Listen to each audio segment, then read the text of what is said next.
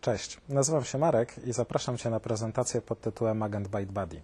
Pokażę na niej, jak w łatwy sposób przy pomocy biblioteki ByteBuddy możesz zaimplementować agenta Javowego i przy jego pomocy zrealizować pewne techniczne aspekty Twojej aplikacji. Raz jeszcze zapraszam na prezentację. To cześć, nazywam się Marek i będę opowiadał. Mam nadzieję, że temat będzie ciekawy.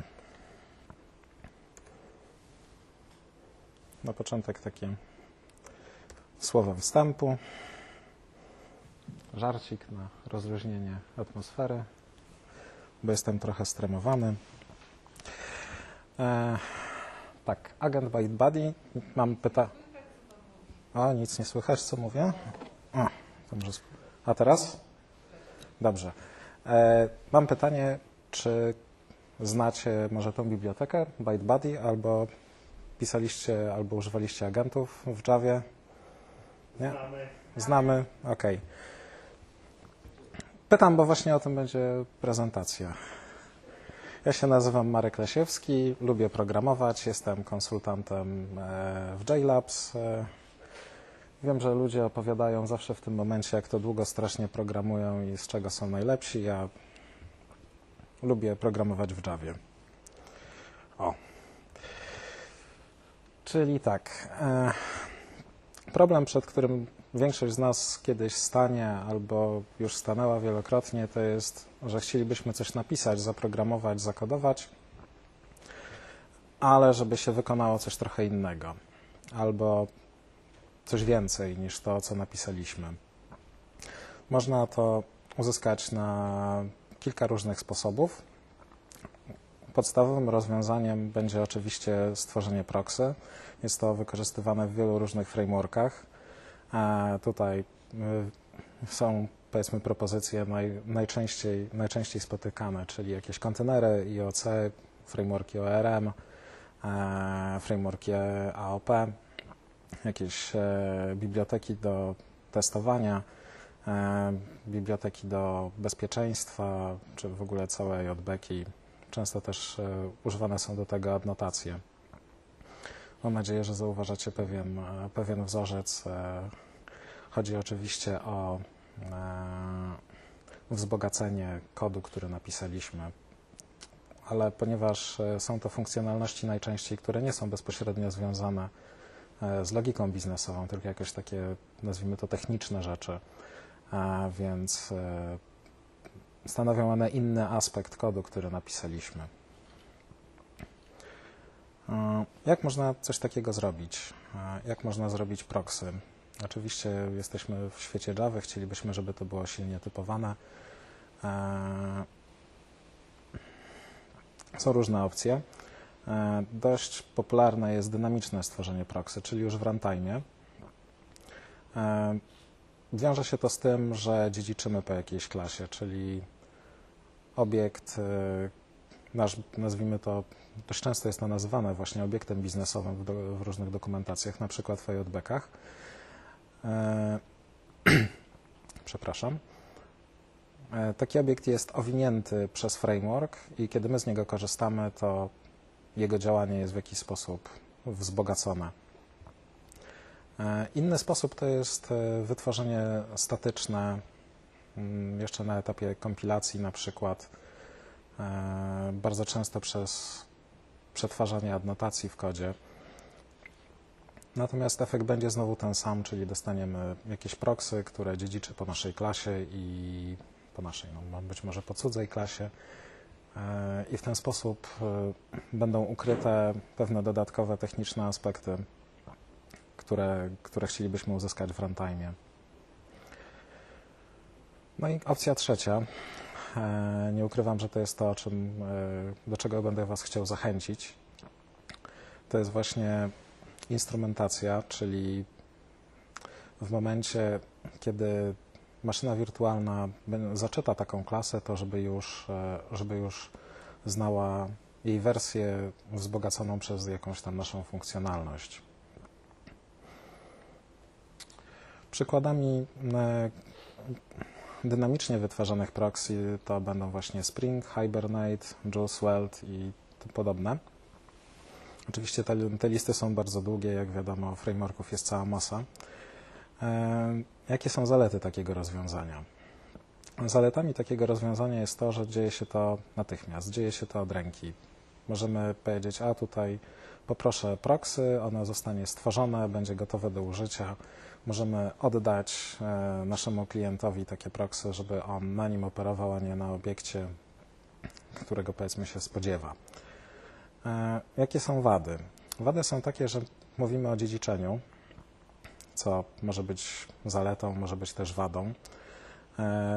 W tym kontekście jest to wada dlatego, że musimy być świadomi tego, jaka to jest klasa, jaki ma interfejs, oczywiście po to, żeby czegoś nie zepsuć.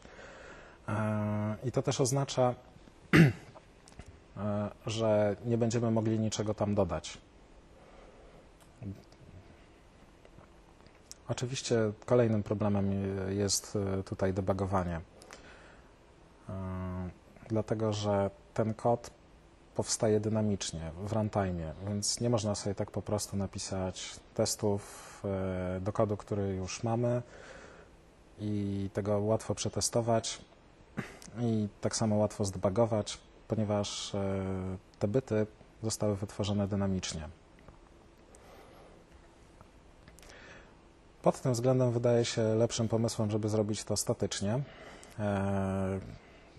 Czy korzystaliście może z tych frameworków, które tutaj są wymienione?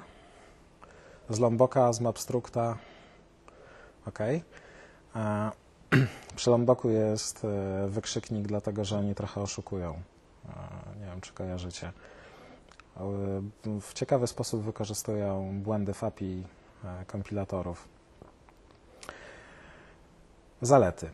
Zaletą statycznego wytworzenia proxy, czyli na podstawie procesorów adnotacji albo w ogóle statycznej analizy kodu, który przelatuje w trakcie budowania projektu,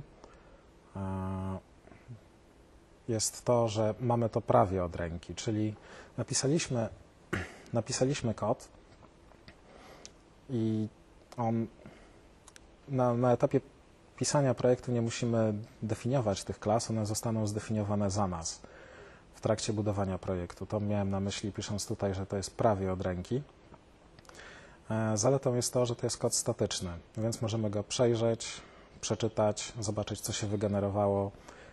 Nie będzie to dla nas tajemnica. No ale znowu, to, że jest to prawie od ręki, stanowi także wadę, ponieważ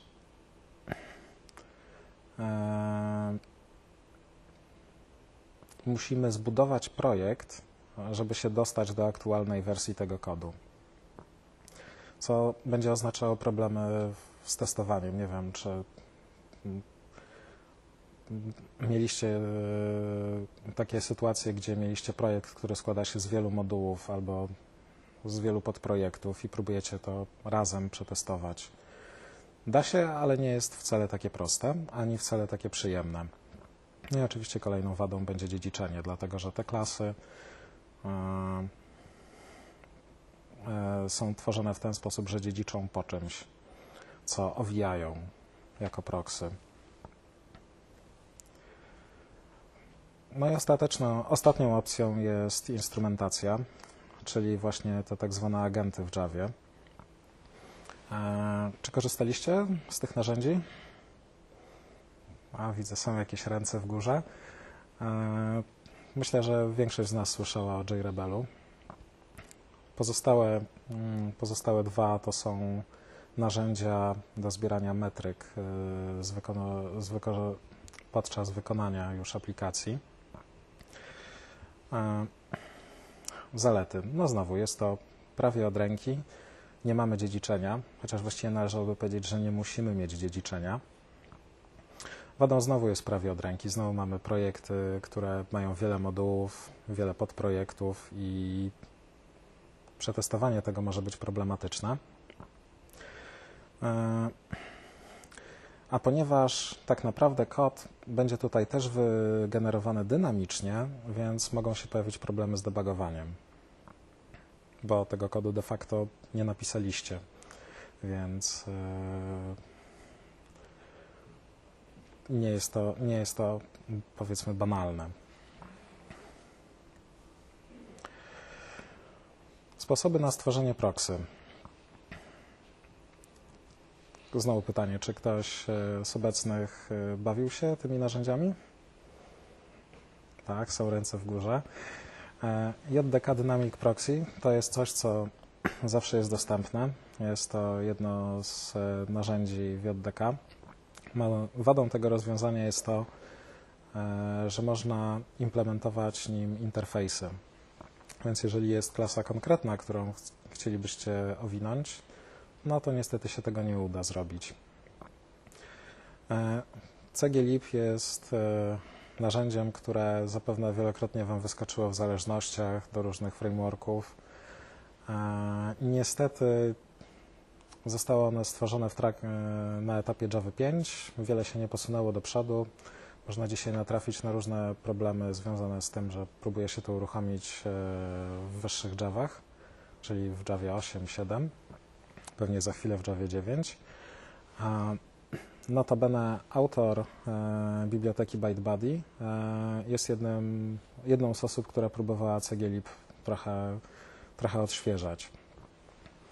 ASM jest prawdopodobnie najlepszym wyborem, jeżeli chodzi o generowanie kodu w Javie, właściwie bytecodu. Tylko jest to biblioteka niskopoziomowa, której podaje się kod w stringach. Wiąże się to z wieloma problemami, między innymi stringi nie są silnie typowane. Jest to niskopoziomowe i trudne. Kolejna opcja to jest Java Assist, który jest powiedzmy abstrakcją wyższego poziomu, natomiast problematyczne będzie napisanie czegoś, czego autorzy Java Assista nie przewidzieli. Trudno jest po prostu rozszerzyć działanie tej biblioteki. Apache i Bisel kiedyś był, powiedzmy, no i oczywiście ByteBuddy, który jest super i hiper. ByteBuddy jest biblioteką, która powstała właśnie dlatego, że ASM jest bardzo niskopoziomowy, CGLib jest martwy, a JDK Dynamic Proxy tylko implementuje interfejsy. Autor tej biblioteki, Rafael Winterhalter, jeżeli dobrze czytam jego nazwisko, właśnie próbował trochę pokomitować do tych bibliotek, trochę je odświeżyć, doszedł do wniosku, że to nie ma sensu, że potrzebne jest narzędzie, które pozwala w deklaratywny sposób, statyczny, silnie typowany, wygenerować bytecode. No i napisał właśnie taką bibliotekę. Zaletami ByteBuddy będzie to, że ma tak zwane fluentowe API, czyli bardzo korzysta z builderów, ma całą masę różnych enumów i stałych, które potem wpadają w to fluentowe API. Dobrze się to czytam, to znaczy wiedząc jakie możliwości ma biblioteka, jest łatwo ogarnąć to, co robi kod napisany przy pomocy ByteBuddy. Autor bezpośrednio projektował bibliotekę tak, żeby była łatwa w użyciu, znaczy no na tyle łatwa, na ile jest to możliwe, wiedząc, że mówimy o generowaniu bytecodu w Javie. Jest to biblioteka, która jest aktywnie rozwijana. Właściwie co tydzień coś tam się pojawia, jakaś poprawka, czy coś jest dodane. Ponieważ jest ona pomyślana o tym, jak programiści będą jej używać, więc jest dodanych parę utili, które ułatwiają generowanie kodu i używanie tej biblioteki, w związku z czym jakieś takie rzeczy, na przykład w API ByteBuddy jest klasa statyczna, która umożliwia odpalenie agenta na przykład w teście, prosto w kodzie Java. W samej Javie też jest to oczywiście możliwe, natomiast nie jest to tak proste. Sam ByteBuddy bazuje przede wszystkim na 3 koncepcjach. Pierwsza to jest stworzenie klasy potomnej z klasy albo interfejsu. To jest coś, co powiedzmy wszyscy znamy. Kolejna operacja to jest reload, czyli w momencie, kiedy powiedzmy redefiniujemy klasę, to przeładowujemy ją w maszynie wirtualnej i zmieniamy to, czym ta klasa jest. Nadpisujemy wszystkie pola, nadpisujemy wszystkie metody, co ma tą wadę, że tracimy oryginalną implementację. Jeżeli chcemy zachować tą implementację, to powinniśmy skorzystać z operacji rebase.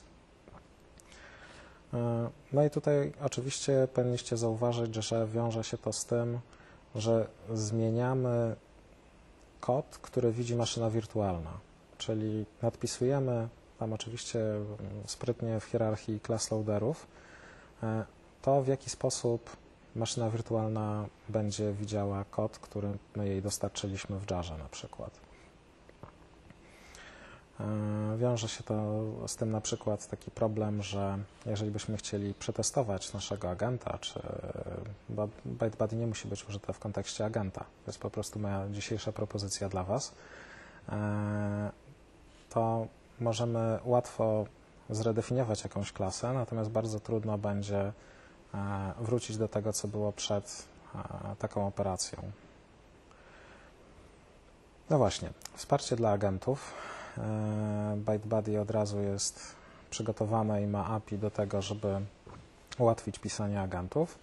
Dokumentacja samego ByteBuddy jest, powiedziałbym, 4/5. Są miejsca, w których mogłoby być lepiej, są miejsca, które są świetnie opisane, są miejsca, w których nie ma żadnych javadoków. Nie wiem, czy próbowaliście napisać kiedyś bytecode albo go wygenerować w kodzie. Nie jest to wcale takie proste, natomiast ta biblioteka sprawia, że jest to znacznie przyjemniejsze. Pisaliście może w ogóle procesory adnotacji tak zwane? Nie? No, widzę, jedna ręka w górze, 2 ręce w górze, 3. Ciągle te same osoby. No dobra, to mniejsza o to. Postaram się pokazać Wam, jak to wygląda w kodzie.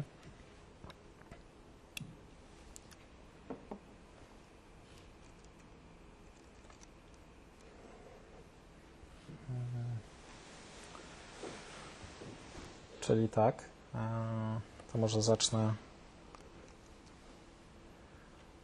od tego, co się dzieje w tym projekcie. W tym projekcie to jest bardzo prosta konsolowa aplikacja, która nie robi niczego mądrego. Dla ułatwienia nazywa się application ten podmoduł i drugi podmoduł to jest agent, czyli ten tak zwany agent javowy. Zacznijmy od samej aplikacji i tego, co się w niej dzieje. Jest prosta funkcja main, która czyta input po to, żeby wybrać jakąś komendę. Na podstawie inputu są dostępne 3 komendy hello, unknown, tak na wszelki wypadek, i exit przy pomocy system exit. I oczywiście interesująca jest klasa hello action implementation, która potrafi zapytać, jakie jest Twoje imię, no i się przywitać z użytkownikiem. Może pokażę, jakby wyglądało uruchomienie czegoś takiego.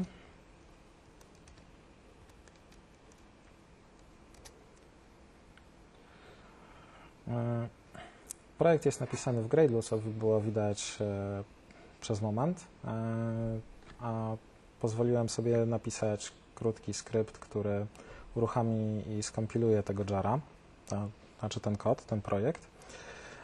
Zrobiłem to dlatego, że mamy tutaj sytuację, gdzie mamy 2 moduły w projekcie. Wynikiem jednego jest jar z aplikacją, wynikiem drugiego jest jar z agentem. Więc kiedy coś pozmieniamy w jednym albo w drugim, to oczywiście trzeba być tego świadomym i sobie przekompilować odpowiedni podprojekt. To jest jedna z wad takiego rozwiązania. Natomiast z drugiej strony można to poczytać jako zaletę, dlatego że nasz kod, powiedzmy, który przechowuje inny aspekt, ten techniczny aspekt, jest innym jarem niż jar z aplikacją, niż jar z logiką biznesową. Więc podczas deploymentu albo podczas uruchomienia pozwala nam to na przykład na podjęcie decyzji, czy chcemy zdeployować ten nasz aspekt techniczny, czy chcemy go uruchomić w ogóle. Możemy w ten sposób zaoszczędzić jakieś zasoby, szczególnie jeżeli mówimy o kontekście chmurowym, czy chmur, gdzie płacimy zarówno za pamięć, tak samo za cykle i za sieć. Być może jest to ważne przy jakiejś skali. Dobra. Poproszę jakąś komendę, więc napiszemy hello. Ja mam na imię Marek i aplikacja się ze mną przywitała. Nic niezwykłego.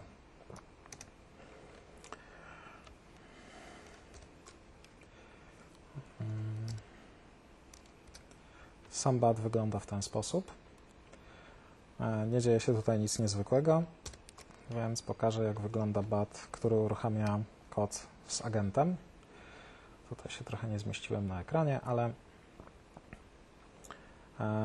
widzicie, że zaczynam od tego, że podaję jara agenta. Przyznam się szczerze, że kiedy pisałem ten przykład, zacząłem od tego, że najpierw podałem jara z aplikacją, a potem z agentem i nic mi się nie uruchomiło, więc to jest jakaś pułapka, o której warto wiedzieć. Nie było dla mnie oczywiste, że najpierw trzeba podać agenta, a potem aplikację. Też nie znalazłem łatwo rozwiązania mojego problemu, bo po prostu nic się nie ładowało i nie wiedziałem dlaczego. No dobra, więc jeżeli bym uruchomił razem z agentem aplikację,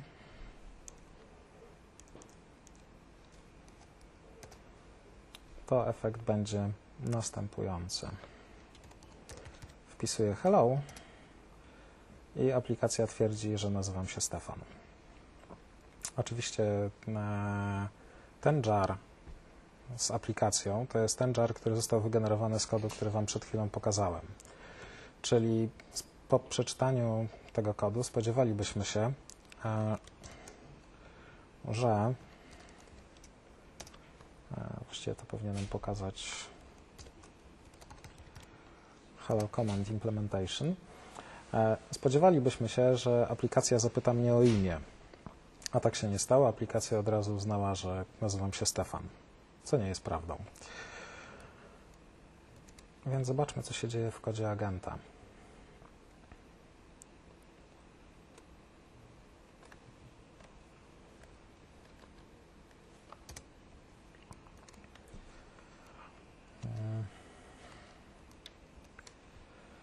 Czyli tak, to jest podstawowa klasa, to jest klasa agenta, którego napisałem. Zgodnie z dokumentacją agent powinien mieć albo metodę pre-main, albo metodę agent-main. Przepraszam. Jest to związane z tym, że agenta można uruchomić na dwa sposoby. Jeden sposób to przed chwilą Wam pokazałem, czyli z linii komend. Podanie jara z agentem jako parametru uruchomieniowego. A drugi sposób to jest, tak jak już wspomniałem wcześniej, można po prostu w kodzie aplikacji zawołać agenta i on wtedy zostanie, nazwijmy to, zaaplikowany.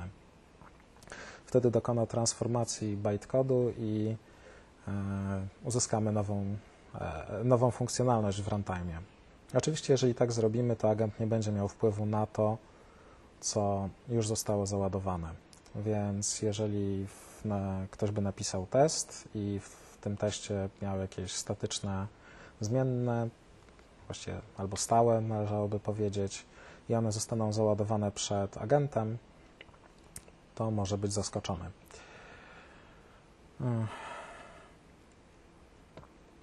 To, co wołają obydwie te metody, to jest jakiś tam setDebug i metoda with instrumentation.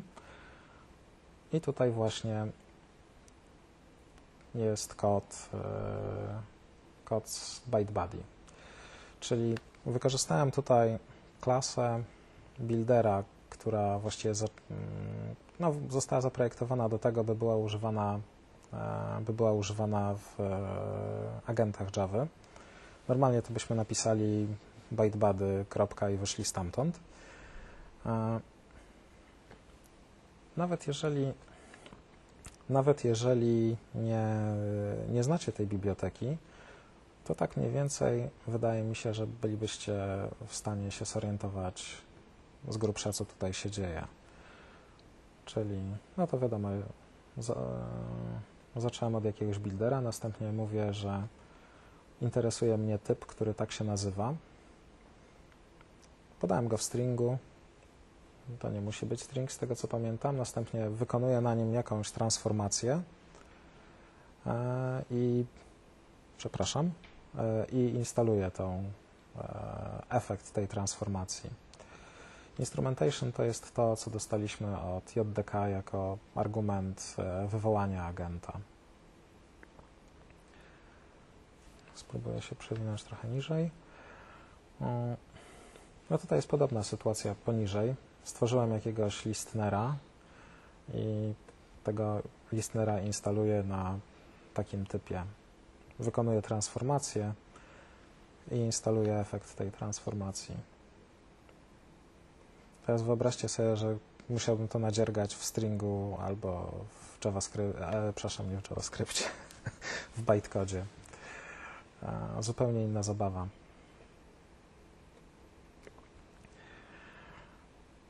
Sama transformacja też jest przy pomocy builderów wykonana, więc od razu widzicie, że wykonuję transformację na metodzie getProvidedName,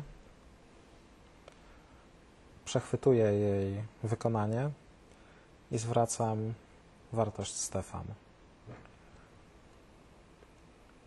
Dla przypomnienia, HelloAction ma metodę getProvidedName, która wyczytuje ją ze skanera.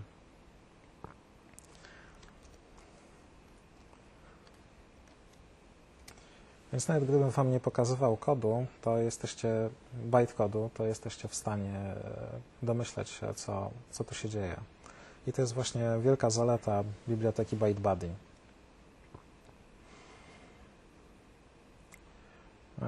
Ta druga transformacja, to może po prostu pokażę od razu efekt jej działania.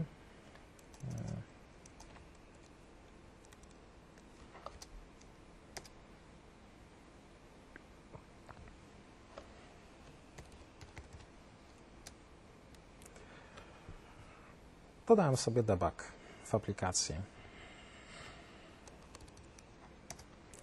To oczywiście przy pomocy tego listenera, który w drugiej transformacji był użyty, czyli na metodzie runCommand przechwytuję ją i deleguję jej wykonanie do jakiegoś interceptora.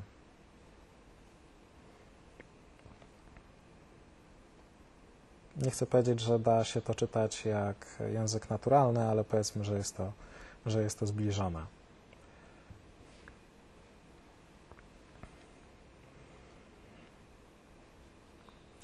No tutaj oczywiście nie dzieje się nic niezwykłego, po prostu sobie zapamiętuję czas, w którym metoda się uruchomiła i go potem printline'uję. Przy okazji taka ciekawostka, zwróćcie uwagę, że println tutaj jest finally, a exit też jest komendą i się nie pojawiło, więc jakby ktoś Was na rozmowie rekrutacyjnej pytał, czy blok finally się wykona zawsze, to tutaj macie odpowiedź.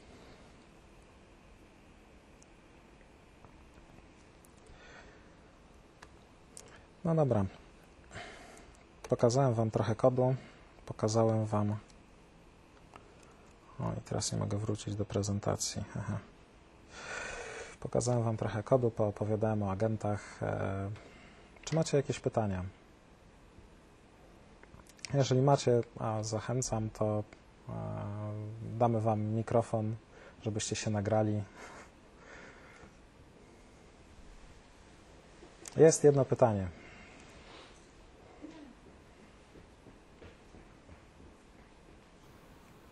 A pokazałeś klaskę, która miała gettera, tak? I tego gettera interceptowałeś. A miałeś też tam pole. Jakbyś chciał coś interceptować na polu, na przykład strzyknąć tam wartość jakąś stałą. W momencie, kiedy... To może tak. W momencie, kiedy uruchamiamy... Tak, słuchać mnie? O tak. Okej, dzięki. Nie mam doświadczenia z mikrofonami, to dlatego. W momencie, kiedy używamy ByteBuddy w agentach, to zakładam, to znaczy to założenie jest takie, że będziemy klasę redefiniować. I tutaj oznacza to, że nie mamy dostępu do, powiedzmy, pełnego wachlarza funkcjonalności, w tym API, agent, builder i tak dalej. Normalnie ByteBuddy pozwala na dostęp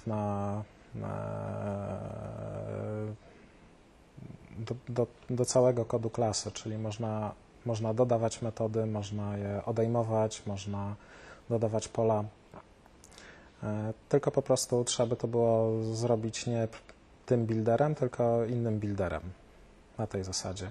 No bo całym sensem agenta w Javie jest to, że ktoś prosi o klasę i ona będzie załadowana z class loadera, a agent javowy jest tak jakby interceptorem na tej operacji, czyli dostaniemy klasę po nazwie, o którą prosiliśmy, ale ona przeleci najpierw przez wszystkie te agenty, które będą miały szansę ją przetransformować. Więc API tej klasy nie może się zmienić za bardzo. Nie wiem, czy to jest odpowiedź na Twoje pytanie. Tak. Okej.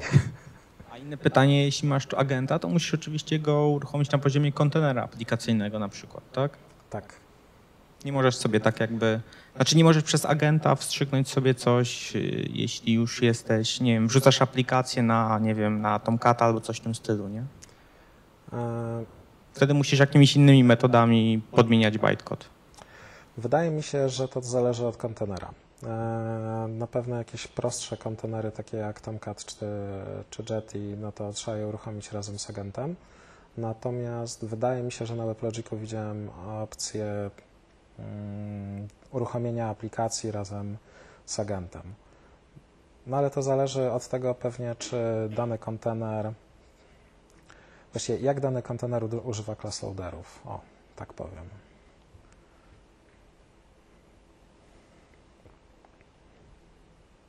Czy są jeszcze jakieś pytania? To ja się zapytam, jak wygląda potem optymalizacja takiego kodu? Bo tam jest jakiś just in time, różne inne optymalizacje, czy to, że my sobie to pozmieniamy, to wpływa jakoś, nie wpływa? Nie, to nie powinno wpłynąć, to znaczy, no bo to po prostu został w ten sposób załadowany kod z class loadera, więc zostanie potraktowany tak samo jak każdy inny kod załadowany w ten sposób. JIT nie będzie widział różnicy w runtime. Bo tak jak już mówiłem, był problem w tego typu rozwiązaniach jest taki problem, kiedy chcielibyśmy to przetestować i zaaplikujemy taką transformację na kodzie, to trudno jest ją cofnąć. Jest jakiś sposób, którego nie sprawdziłem, bo wydał mi się zbyt skomplikowany. Wydał mi się za bardzo zakręcony w stosunku do tego, co można w ten sposób zyskać, ale można wstrzyknąć swój class loader pomiędzy class loader kodu, który chcemy wykonać, a główny class loader jakimś oszustwem i przechować sobie w tablicy bajtów klasę, która jest załadowana. Ten class loader wtedy byłby ojcem class loadera, który jest pytany o klasy z kodu. Na nim byłaby zaaplikowana transformacja, a ponieważ my jesteśmy jego ojcem, więc możemy go potem zwinąć i powiedzieć, że jego tam wcale nie było i że chcemy załadować tą klasę jeszcze raz razem z kolejnym class loaderem. Wtedy oczywiście JIT będzie musiał odwinąć swoje optymalizacje i potraktuje to jako nową klasę, którą znowu będzie musiał zoptymalizować tam domyślnie po 10 000 wykonań.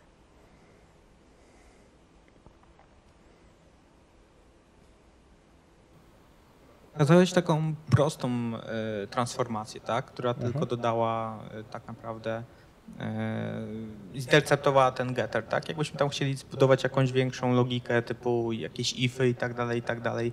Pisałeś coś bardziej skomplikowanego, czy nie? Przyznam się, że nie. Raczej pisałem to pod kątem tej prezentacji. Osobiście nie znalazłem żadnego takiego w pracy rozwiązania, do którego należałoby użyć tego rozwiązania, czyli agenta, który redefiniuje klasę, albo bytebuddy, który generuje bytecode.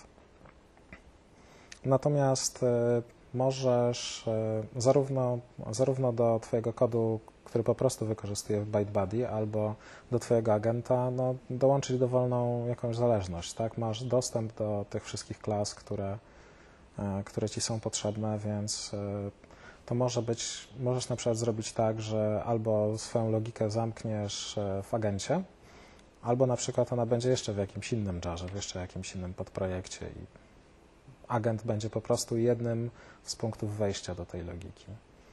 To akurat jest bezproblemowe, nazwijmy to. Dla mnie największym problemem w tego typu rozwiązaniach jest zawsze to, że to jest inny jar, inny podprojekt.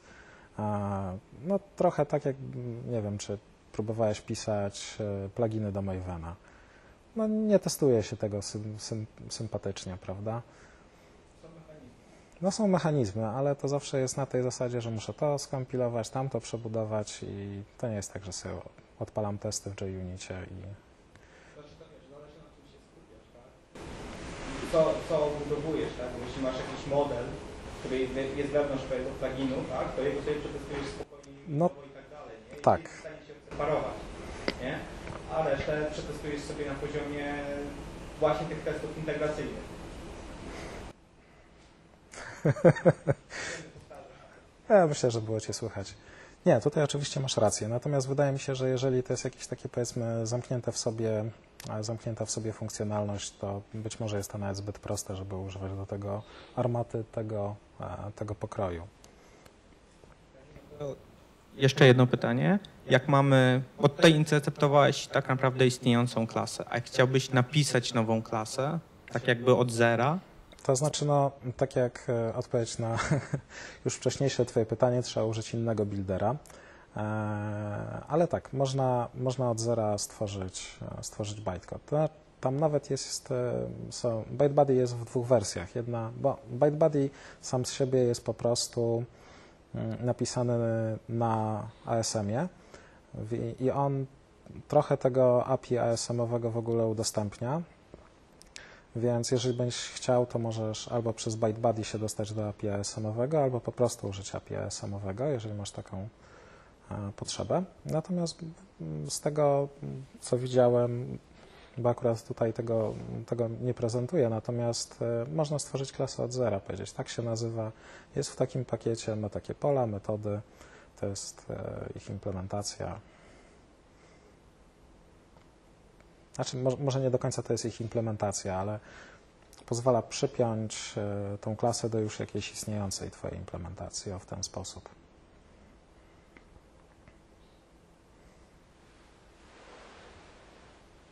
Tak? Mam pytanie, do kogo jest skierowana, kto jest użytkownikiem, takim grupą docelową biblioteki ByteBuddy?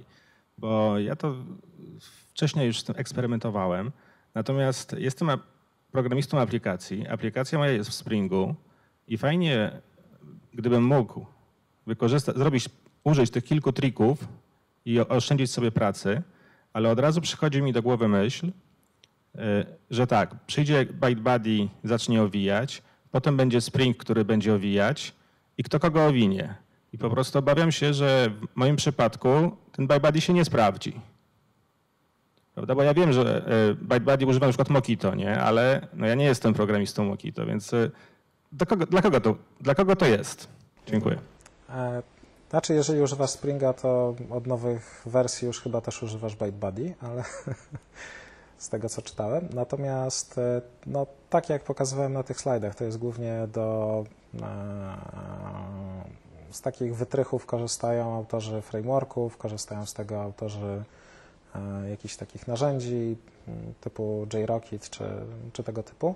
I prawdopodobnie pisząc aplikację biznesową bez jakichś szczególnych corner case'ów nie będziesz miał takiej potrzeby.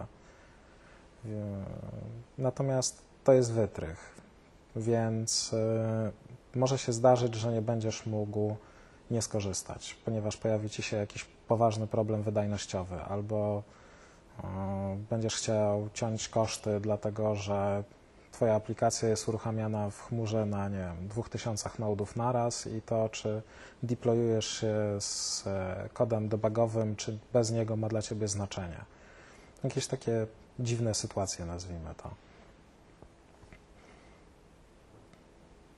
No oczywiście być może po prostu będziesz chciał napisać własny framework. To też się niestety zdarza.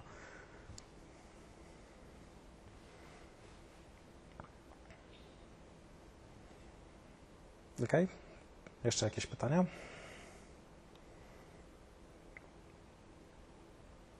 No dobra. Narzekałem, że trochę słabo mi idzie z mikrofonem, więc jak macie jakiś feedback dla mnie, to bardzo chętnie. Tutaj jest też mój adres na GitHubie, tam można znaleźć zarówno ten przykład, jak i slajdy, które teraz oglądacie. No i dziękuję za uwagę.